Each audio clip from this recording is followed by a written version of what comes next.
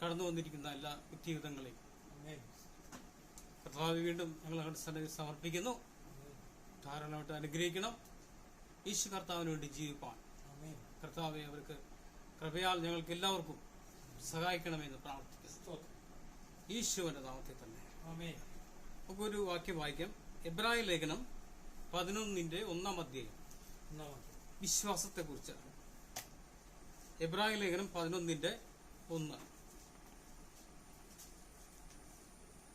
വിശ്വാസം എന്നതോ ആശിക്കുന്നതിന്റെ ഉറപ്പും കാണാത്ത കാര്യങ്ങളുടെ നിശ്ചയവും ആകുന്നു. വിശ്വാസം എന്നത് കാണാത്ത കാര്യങ്ങളുടെ ഉറപ്പാണ്. നാം എല്ലാവരും വിശ്വാസത്തിലേക്ക് വന്നത്, അല്ലെങ്കിൽ നാം യേശുവിനെ സ്വീകരിച്ചത്, നാം സ്നാനപ്പെട്ടത്, നാം രക്ഷിക്കപ്പെട്ടത്, നാം ബോൺ എഗൈൻ ആയത് എങ്ങനെയാണ്? പലരും യേശുവിനെ കുറിച്ച് പറഞ്ഞതോ, അല്ലെങ്കിൽ നമ്മൾ ബൈബിളിലൂടെ വായിച്ച് മനസ്സിലാക്കിയിട്ടോ, അല്ലെങ്കിൽ ചില ചെറിയ ട്രാക്റ്റുകൾ കൂടെയോ ദൈവവചനം നമ്മൾ മനസ്സിലാക്കിയിട്ടാണ് നമ്മൾ ഈ വിശ്വാസത്തിലേക്ക് കടന്നു. ആദ്യമേ നമ്മൾ ചെയ്തിരുന്ന ആചാര അനുഷ്ഠാനങ്ങൾ ദൈവവചനത്തിനും ദൈവത്തിനും എതിരെയായിരുന്നു. പള്ളിയിൽ ചെയ്യുന്ന ചില ആചാരാനുഷ്ഠാനങ്ങളും കുമ്പസാരവും അവരുടെ കുദാശകൾ പോലുള്ള സംഭവങ്ങളെല്ലാം ദൈവവചനത്തിന്റെ എതിരാണെന്ന് ബൈബിൾ വ്യക്തമായിട്ട് പറയുക. നമ്മളതൊക്കെ വിശ്വസിച്ച് പള്ളിയിലെ ആചാരങ്ങളോട് വിട പറഞ്ഞ് യേശുവിന് വേണ്ടി ജീവിക്കാൻ വേണ്ടിയിട്ടാണ് നമ്മൾ വിശ്വസിക്കുകയും സ്നാനപ്പെടുകയും ചെയ്യുന്നവൻ രക്ഷിക്കപ്പെടും എന്നുള്ള വചനം ഞങ്ങളുടെ ഹൃദയത്തിൽ സ്ട്രൈക്ക് ചെയ്ത വചനം. അപ്പൊ എങ്ങനെയാണ് രക്ഷ പ്രാപിക്കുക എന്നുള്ളത്? എങ്ങനെ രക്ഷിക്കപ്പെടണം? രക്ഷിക്കപ്പെടുന്നവൻ സ്നാനപ്പെടുകയും ചെയ്യണം, അല്ലെ? ഈ സ്നാനത്തെക്കുറിച്ചും രക്ഷയുടെ മാർഗത്തെക്കുറിച്ചും അത് നമ്മിലുള്ള വിശ്വാസം പോലെ നമ്മൾ ചെയ്യുന്നു. വിശ്വാസം ഇല്ലാതെ നമുക്ക് ദൈവത്തെ പ്രസാദിപ്പാൻ ഒരു നാളും കഴിയത്തില്ല എന്ന് ദൈവത്തിന്റെ വചനം അസന്നിഗ്ധമായിട്ട് നമ്മോട് പറയുക. അപ്പൊ നമ്മളെല്ലാവരും, ഇവിടെ ഇരിക്കുന്ന എല്ലാവരും സ്നാനപ്പെട്ടവരാ. എല്ലാവരും വിശ്വാസം മൂലമാണ് സ്നാനപ്പെട്ടതും ദൈവത്വം സത്യത്തിനും ആത്മാവിലും ആരാധിക്കുന്നു. ആ വിശ്വാസത്തെക്കുറിച്ച് പൗലോസിന്റെ ഒരു വാക്യമാണ് നമ്മൾ വായിച്ചത്, അല്ലെ? വിശ്വാസം എന്നതോ ആശ്ചര്യത്തിന്റെ ഉറപ്പും കാണാത്തതിന്റെ. നമ്മള് ദൈവത്തെ ഒരു നാളും ആരും കണ്ടിട്ടില്ല. ഹല്ലേലൂയ. ദൈവത്തെ ആരെങ്കിലും കണ്ടിട്ടുണ്ടോ? ദൈവത്തിനെ കണ്ടിട്ടില്ല. പക്ഷെ ഈ ദൈവത്തെ വെളിപ്പെടുത്തിയ ആരാ? യേശു ക്രിസ്തുവാണ്. അപ്പൊ ദൈവത്തെ മോശ കാണാൻ ആഗ്രഹിച്ചു. പക്ഷെ ശബ്ദവും യേശുവിന്റെ ദൈവത്തിന്റെ ആ ബാക്ക് ഒരു സൈഡ് എന്തോ ഒരു കണ്ടപ്പോൾ അവൻ ഭയപ്പെട്ടു പോയി എന്നാണ്.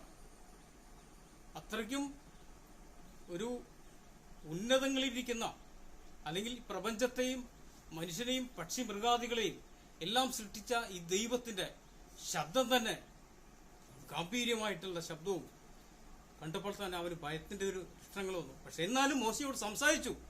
ഹല്ലേലൂയ. ഇതൊക്കെ എന്നിട്ടും പഴയ നിയമത്തിലും പുതിയ നിയമത്തിലും എല്ലാം നമ്മള് യേശുവിന്റെ വചനം നമ്മുടെ ഹൃദയത്തിലേക്ക് വന്നതും ഈ പഴയ നിയമം പുതിയ നിയമങ്ങളൊക്കെ നമ്മൾ വായിക്കുകയും അത് പ്രകാരം നമ്മൾ അനുസരിച്ച് ജീവിക്കുകയും ചെയ്തപ്പോഴാണ് നമ്മൾ ദൈവമക്കളായി തീർന്നത്. യേശുവിന് വേണ്ടി ഹൃദയം കൊടുക്കാനും അവിടുത്തെ വചനങ്ങൾ മറ്റുള്ളവർക്ക് പകർന്നു കൊടുക്കാനും യേശുവിന് വേണ്ടി ജീവിപ്പാനും നമ്മുടെ ഹൃദയത്തില് ആ വാഞ്ച എപ്പോഴും ഉണ്ടായിരിക്കണം. നമ്മൾ ഈ ലോകത്തിൽ നിന്ന് മാറ്റപ്പെടുകയാണെങ്കിൽ എന്നല്ല, മാറ്റപ്പെടും എന്നായാലും, അല്ലെ? ഓരോരുത്തർ ദിനം പ്രതി മരിച്ചുകൊണ്ടിരിക്കുക. ഇപ്പൊ പാസ്റ്റർമാരുടെ കാര്യം പറഞ്ഞു, പലരും കുഴഞ്ഞുകൊണ്ട് മരിക്കുന്നു, പലരും ആക്സിഡന്റിൽ മരിക്കുന്നു, പല രോഗങ്ങൾ മരിക്കുന്നുണ്ട്. നമ്മള് വിശ്വാസം, അത് പൗലോസ് പറഞ്ഞു, ഞാൻ എന്റെ ഓട്ടം പൂർത്തിയാക്കി, ഞാൻ ജീവന്റെ കിരീടം. പൗലോസ് ആദ്യം ദൈവസഭയെ ആക്രമിക്കുകയും അനേക ക്രിസ്ത്യാനികളെ കൊന്നൊടുക്കുകയും ചെയ്ത ഒരു പടയാളിയായിരുന്നു. അവനെങ്ങനെയാണ് യേശുവിനെ അറിഞ്ഞത്? യേശുവിനെ അവൻ വിശ്വാസത്താലല്ല അറിഞ്ഞത്. യേശു അവന് പ്രത്യക്ഷപ്പെട്ടു, അല്ലെ? യേശു അവന് പ്രത്യക്ഷപ്പെട്ടു. കുതിരപ്പുറത്ത് വരുന്ന സമയത്ത് വലിയ ശബ്ദങ്ങൾ നമുക്കറിയാം. ഒരു ശബ്ദം കേട്ട് അവൻ അത് താഴെ വീണു, കാണാതെയായി. അവൻ അവിടുന്ന് പിന്നെ എഴുന്നേറ്റാൽ നീ എന്നെ കുറിച്ച് പ്രസംഗിക്കുമെന്ന് അവിടെ ഒരു ശബ്ദം കേൾക്കുകയും ചെയ്തു. അങ്ങനെയാണ് പൗലോസ് ദൈവത്തിലേക്ക് വന്നത്. വിശ്വാസം മൂലമല്ല, നേരിട്ട് യേശു ചെന്ന് അവനെ വിശ്വാസത്തിൽ അവനെ ഈ ക്രിസ്തീയ മാർഗത്തിലേക്ക് കൊണ്ടുവരികയായിരുന്നു. ഹല്ലേലൂയ. അതുപോലെ അല്ല നമ്മളെല്ലാവരും വിശ്വാസപൂർവമാണ്. അപ്പൊ വിശ്വാസം എന്നത് ഇപ്പൊ കാണാത്ത കാര്യങ്ങളുടെ ഉറപ്പാണ്. സ്വർഗത്തിൽ ദൈവമുണ്ടോ ഇന്ന് പലരും പല മീഡിയകളിലൊക്കെ പല ചർച്ചകൾ നടക്കുന്ന സമയം സ്വർഗത്തിൽ ഇന്ന് ദൈവം ഇല്ല എന്ന് പറയുന്ന അനേകരുണ്ടെന്ന് നമ്മുടെ ന്യൂ ജനറേഷനിൽ ഇടുന്ന അനേകരുണ്ട്. ഇപ്പൊ പല ഈ മൈക്ക് സഞ്ചരിക്കുന്ന മൈക്ക് കൊണ്ടു നടക്കുന്ന പലരും ദൈവമുണ്ടോ പല ചോദ്യങ്ങളൊക്കെ ചോദിക്കും. അപ്പൊ ഭൂരിപക്ഷം ചെറുപ്പക്കാർ പിള്ളേർ പറയുന്നത് അവരില്ല എന്ന് തന്നെയാണ് അവർ പറയുന്നത്. അവർ മനുഷ്യൻ ഉണ്ടായത് കുരങ്ങിൽ നിന്ന് രൂപാന്തരം പ്രാപിച്ചാണ് മനുഷ്യനുണ്ടായതെന്നാണ് അവർ പറയുന്നത്, അവർ വിശ്വസിക്കുന്നത്. അത് കത്തോലിക്കരുടെ മക്കളായാലും ഇനിയിപ്പോൾ ഒരു പക്ഷേ നമ്മൾ വേർപെട്ട സ്ഥിതിക്ക് വേർപെട്ട് ദൈവത്തെ ആരാധിക്കുന്ന മക്കള് ആയിട്ടുള്ള ആളുകൾ ഈ കൂട്ടുകാരുടെ കൂടെ കൂടി അവരുടെ ചില മാർഗങ്ങളൊക്കെ ചില കുട്ടികളുടെ മനസ്സിലേക്ക് കുത്തി ഏൽപ്പിക്കാൻ പല ശ്രമങ്ങളും പല ഭാഗത്തുനിന്ന് ഈ പിശാച് കൊണ്ടുവരും.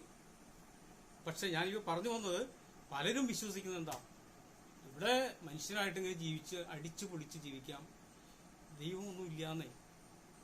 അങ്ങനെ സംസാരിക്കുന്ന 2-3 ആളുകൾ സ്ഥിരമായിട്ട് നമ്മളോട് മീഡിയയിൽ സംസാരിക്കുന്നവരുണ്ട്. പക്ഷേ വിശ്വാസം എന്ന പരിച എടുക്കുക എന്ന് പൗലോസ് വീണ്ടും നമ്മളൊരു ലേഖനത്തിൽ പറഞ്ഞിട്ടുണ്ട്. വിശ്വാസം എന്ന പരിച.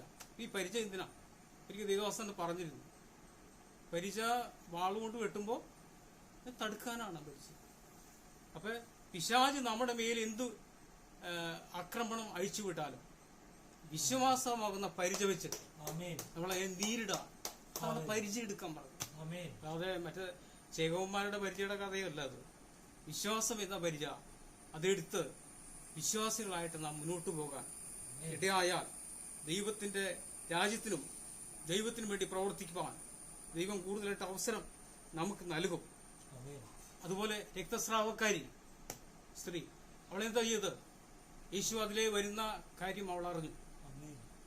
അവള് ദീനം പിടിച്ച് അവൾക്ക് രക്തസ്രാവം വന്നിട്ട് വർഷങ്ങളോളം പല വൈദ്യന്മാരെയും ഒക്കെ നമ്മൾ അറിയാവുന്ന വചന വീണ്ടും പലരും പറയുന്നുണ്ടെന്ന് മാത്രം. അനേകര് ഡോക്ടർമാരെയും അനേക വൈദ്യന്മാരെയും ഒക്കെ കണ്ട് ഈ ലോകത്തിന് യാതൊരു ശമനമില്ലാത്ത കാലഘട്ടത്തിലാണ് യേശു അതിൽ വരുന്ന വരം. അനേക ജനങ്ങള് തിങ്ങിക്കൂടി ഇങ്ങനെ വഴിക്കോട് ശിഷ്യന്മാരും അനേകര് യേശുവിന്റെ പിന്നാലെ ഇങ്ങനെ അനേകര് പോകുമ്പോ വിശ്വാസത്തോടെ ആരും എന്നെ തൊട്ടു എന്നാണ് കർത്താവ് പറയുന്നത്. ഹല്ലേലൂയ. അതാണ് എന്നിൽ ശക്തി പുറപ്പെടുപ്പിച്ചു, ശക്തി പുറപ്പെട്ടു. അപ്പൊ ദൈവത്തിന് സകലതും അറിയാം. കാരണം 10,000 യേശുവിന്റെ പിന്നാലെ അനുഗമിച്ച് പിന്നാലെ പോകുമ്പോ അപ്പൊ ശിഷ്യന്മാര് ചോദിച്ചു, ഗുരു എന്താ ഇങ്ങനെ പറയുന്നേ? പലരും അങ്ങ് പോകുന്ന വഴിയിലൂടെ പലരും ദൈവത്തെ തൊടുന്നുണ്ടല്ലോ. അല്ല എന്നാ എന്റെ വിശ്വാസത്തോടെ ആരോ തൊട്ടു, അവൾക്ക് രോഗശാന്തി. അതാണ് അങ്ങ് രക്തസ്രാവക്കാരിയെ വിശ്വാസത്തോടെ തൊട്ടത്. ആ വിശ്വാസം മൂലം അവളുടെ രോഗം മാറി. പിശാച് കെട്ടിയിരുന്ന ആ കെട്ടുകൾ ആ തൊഴിലിൽ കൂടി ആ നിമിഷം തന്നെ കർത്താവിന്റെ ശക്തി പുറപ്പെട്ടു. അവൾ അവിടുന്ന് ആ രോഗത്തിൽ സൗഖ്യമായി. പിന്നീട് അവളെ കുറിച്ച് സുവിശേഷത്തിൽ ഒന്നും കാണുന്നില്ല. അവള് പക്ഷെ അന്നത്തെ റോമൻ സാമ്രാജ്യത്തെ ഭയപ്പെട്ടിട്ടോ എന്തായിരിക്കും കർത്താവിന്റെ സന്നിധിയിലേക്ക് വീണ്ടും വരാതിരുന്നത്. പക്ഷെ എന്നാലും അവളുടെ വിശ്വാസം അവള് സംരക്ഷിച്ചു. അവളുടെ രോഗം പൂർണ്ണ സൗഖ്യമായി. അപ്പൊ ക്രിസ്തീയ ജീവിത മാർഗത്തിൽ വിശ്വാസം എന്നുള്ളത് വളരെ ശക്തമായിട്ടുള്ള ഒരു കാര്യമാണ്. വിശ്വാസം ഇല്ലെങ്കിൽ നമ്മൾ എല്ലാവരും എന്താ പറയാ, നമ്മൾ പ്രാർത്ഥിക്കാൻ വന്നാലും ആരാധനയ്ക്ക് വന്നാലും നമ്മുടെ ഭവനങ്ങളിലായാലും നമുക്ക് വിശ്വാസം ഇല്ലെങ്കിൽ നമുക്കൊന്നും ചെയ്യാൻ കഴിയത്തില്ല. ദൈവത്തിന്റെ വചനം വായിക്കാനോ മറ്റുള്ളവർക്ക് വേണ്ടി പ്രാർത്ഥിക്കാനോ ഒന്നും പറ്റില്ല. നമ്മളെന്തെങ്കിലും ഭക്ഷണം ഉണ്ടാക്കുന്ന കാര്യം കഴിക്കുന്ന കാര്യമൊക്കെ നമുക്ക് അതിനെക്കുറിച്ച് നമുക്ക് പെട്ടെന്ന് ചിന്തകൾ വരും.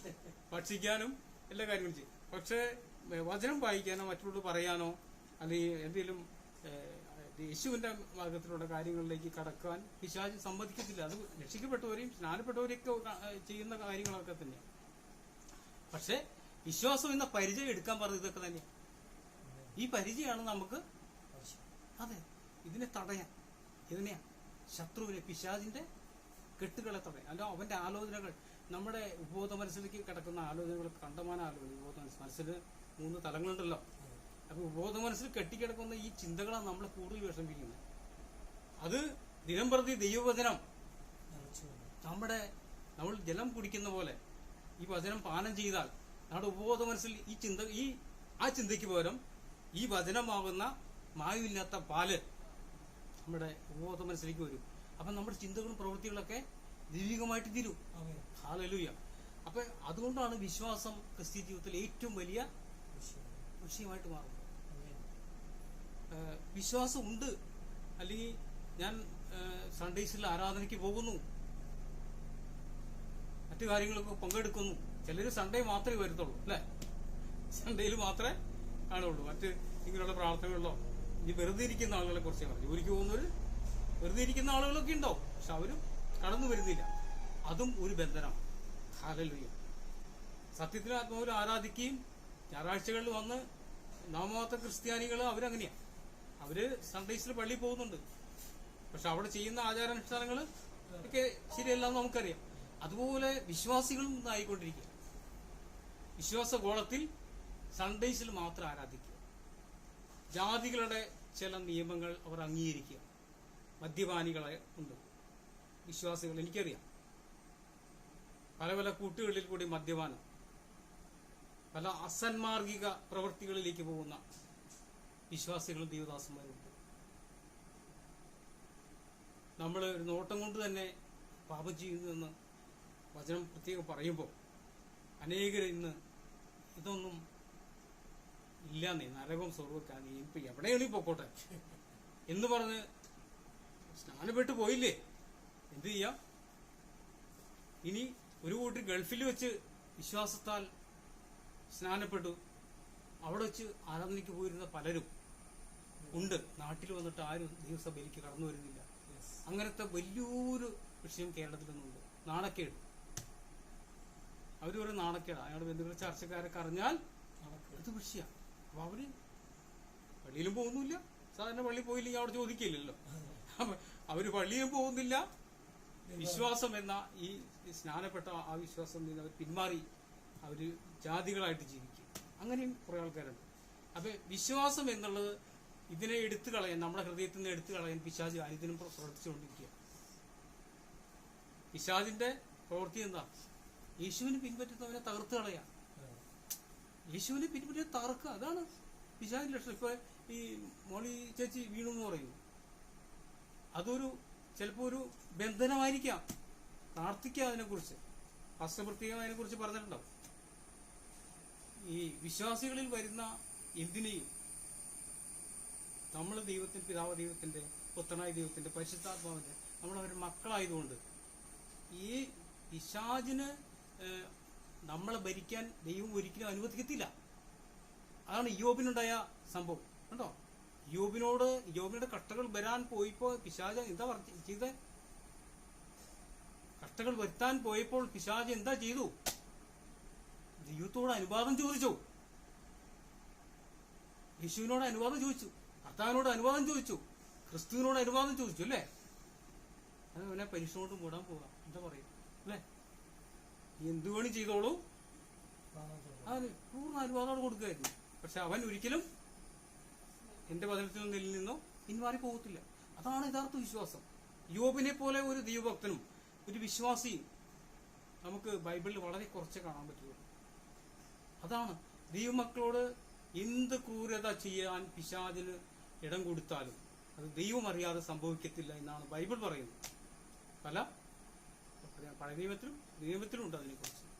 ഏറ്റവും ശക്തമായിട്ട് യോബിന്റെ കാര്യത്തിൽ നമുക്ക് ആ വിശ്വാസത്തിന് വേണ്ടി ത്യാഗം ചെയ്ത അദ്ദേഹം അതിനൊക്കെ വിജയിച്ച് നമുക്ക് അറിയാം, അല്ലേ? ആ പരീക്ഷകളൊക്കെ വീണ്ടും അവന് ഭാര്യ പോലും നീ വിശ്വാസം തള്ളിക്കളഞ്ഞ് നിന്ന് പുറത്തു പോവാം, മറ്റു ദൈവനെ ആരാധിക്കും, മറ്റവരൊക്കെ ആരാധിക്കും, മറ്റവർ പോകുന്ന പോലെ പോകും, നമ്മൾ ദൈവം നമുക്ക് വേണ്ട എന്നൊക്കെ പറഞ്ഞാണ് ഭാര്യ.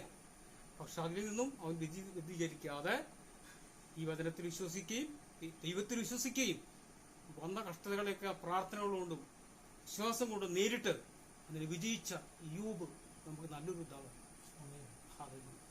അതുകൊണ്ട് ക്രിസ്തീയ ജീവിത ഈ വേളയിൽ നമ്മുടെ വിശ്വാസം പോകാതെ വിശ്വാസത്തിനു വേണ്ടി നിലകൊള്ളുവാൻ നമുക്കിടയാകണം. അനേകർ ലോകത്തിൽ നിന്ന് മാറ്റപ്പെട്ടുകൊണ്ടിരിക്കുക. ചെറുപ്പക്കാർ പല പല രോഗങ്ങളാലും പല പല അസുഖങ്ങളാലും പെട്ടെന്നുള്ള പല പല വിഷയങ്ങളും നമുക്കറിയാം. സഹോദരിയുടെ മകനൊക്കെ എത്രയോ മാത്രം യേശുവിന് വേണ്ടി പ്രവർത്തിച്ച് നടന്ന ഒരു സഹോദരനാണ്. പക്ഷേ ദൈവത്തിന് പ്രിയമുള്ളവരെ അവൻ പെട്ടെന്ന് അവൻ്റെ ഭവനത്തിലേക്ക് ചേർക്കുകയാണ്. അതോർത്ത് നമ്മൾ ഭയപ്പെടാൻ ദുഃഖിക്കേണ്ട ആവശ്യമേ ഇല്ല. ദൈവത്തിന് പ്രിയപ്പെട്ടവരെ മുന്നമേ പ്രവാചന പുസ്തകത്തിലൊക്കെ വളരെ കൃത്യമായിട്ട് രേഖപ്പെടുത്തിയിട്ടുണ്ട്. ഇഷ്ടപ്പെട്ട ആളുകളെ മുന്നമേ വിളിക്കും. അതുകൊണ്ട് ഗീരാമ സൗദി ആ കാര്യത്തിന് യാതൊരു ടെൻഷനും വേണ്ട, ഒന്നും വേണ്ട. അവൻ ദൈവരാജ്യത്തില് സ്വർഗരാജ്യത്തിലുണ്ട്. ആ വിശ്വാസത്തോടെ മുന്നോട്ട് പോകാൻ, അതാണ് നമ്മുടെ വിശ്വാസം. ഇനി അത് അവൻ പോയി, അതുകൊണ്ട് ഇനി ഞാൻ അങ്ങോട്ട് പോയിട്ട് എന്താ കാര്യം? ഇനി പലരും ചിന്തിക്കാം, എന്റെ മോൻ മരിച്ചുപോയി, വിശ്വാസത്തിലായിരുന്നു. അത് ഇനിയിപ്പോ ഞാൻ ആരാധിക്കാൻ പോയിട്ട് കാര്യം ഒരു പിശാച് അങ്ങനെ ഒരു ചിന്ത കൊണ്ടുവരും. അതൊരിക്കലും പിശാച് വരുത്തുന്ന ചിന്തയാണെന്ന് മനസ്സിലാക്കുക.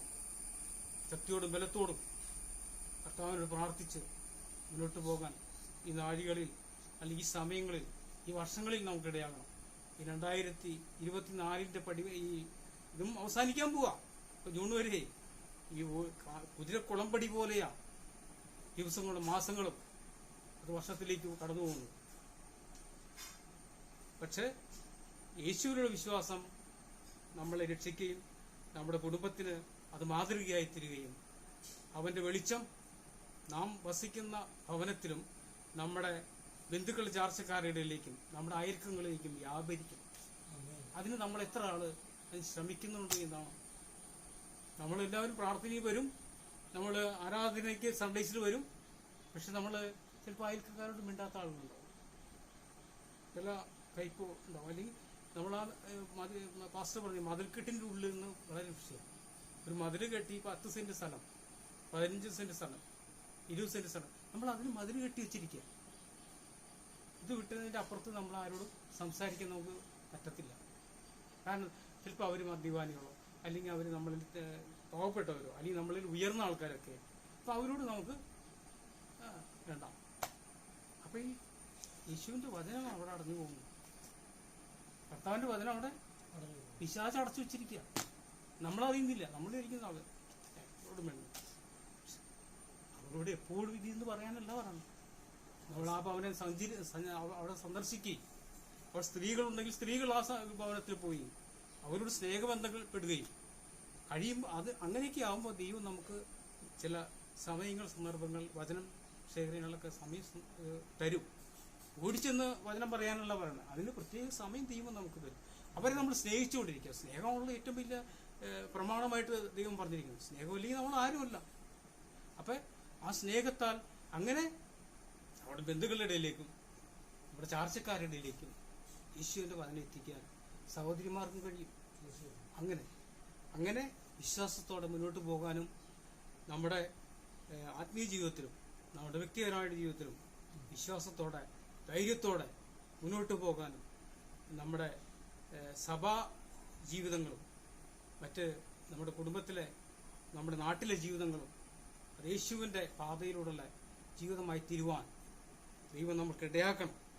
അതിനുവേണ്ടി ഇന്നത്തെ ദിവസവും നമ്മുടെ ഈ പ്രാർത്ഥനകളും അതുപോലെ നമ്മുടെ ആരാധനകളും നമ്മുടെ ജീവിതങ്ങളുമൊക്കെ അതിനായിട്ട് തീരട്ടെ. വിശ്വാസം എന്ന പരിച എടുത്ത് മുന്നോട്ട് പോകുവാൻ എല്ലാ വ്യക്തികൾക്കും ഇടയാകട്ടെ. സ്നേഹം നമ്മുടെ ഒരു മുദ്രാവാക്യമായിട്ട് യേശു പറഞ്ഞ സ്നേഹം കൊടുക്കൽ വാങ്ങലിന്റെ സ്നേഹമല്ല. കൊടുക്കൽ വാങ്ങലിന്റെ സ്നേഹം അത് നിലനിൽക്കുന്നില്ല. പക്ഷേ സ്നേഹം എന്ന ആത്മാവിന്റെ ഉള്ളിൽ തുളുമ്പി വരുന്ന പരിശുദ്ധാത്മാവിന്റെ കൃപാവരത്തോടുള്ള സ്നേഹമാണ്. ആ സ്നേഹം ഇന്നും നിലനിൽക്കും. അങ്ങനെ നമ്മുടെ ബന്ധുക്കളെയും ചാർച്ചക്കാരെയും അയൽക്കാരെയും ഒക്കെ സ്നേഹിക്കുകയും അതുപോലെ തന്നെ സഭാമക്കളെ സ്നേഹിക്കുകയും അങ്ങനെയൊക്കെ ചെയ്ത് മുന്നോട്ട് പോയി ഉത്തമ ക്രിസ്തീയ ജീവിതം നയിപ്പാൻ നമ്മൾ ഇടയാക്കട്ടെ എന്ന് ആശംസിച്ചുകൊണ്ട് ഞാൻ എൻ്റെ വാക്കുകൾ അവസാനിക്കുന്നു. വിശ്വാസം എന്ന പരിചയെടുത്ത് മുന്നോട്ട് പോകാൻ ദൈവം നമ്മളെ ധാരാളമായിട്ട് സഹായിക്കട്ടെ എന്ന് പ്രാർത്ഥിക്കുന്നു. യേശു കർത്താവിന്റെ നാമത്തിൽ തന്നെ പിതാവേ, ആമേൻ.